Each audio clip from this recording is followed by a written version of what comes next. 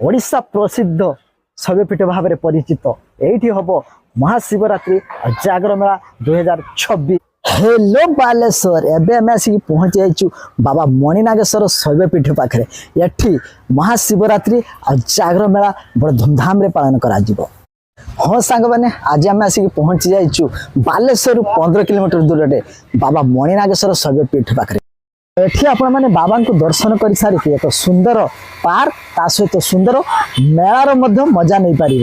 एठी देखिए आपण माने शिव मुंडरू पानी खसब शिव बसी पर्वत उपरे शिव मुंडर ये पानी खसब जहाँकि ए शैवपीठटी ओडिशा प्रसिद्ध शैवपीठ भाव में पर्यटन स्थली भाव में परिचित। तो एठी बाबा मणिनागेश्वर पीठ रे जागर मेला मध्य बड़ धूमधाम रे पालन करा जाए। एठी बहुत बड़ मेलाटी हो जाए जहाँकि 4 दिन काल मेला हम एठी देखि पाबे। लोकेशन टी आपण माने जानचंती जहाँकि बालेश्वर आसीबे 15 किलोमीटर बालेश्वर मो बस सब प्रकार सुविधा रही शैवपीठ को आसवा।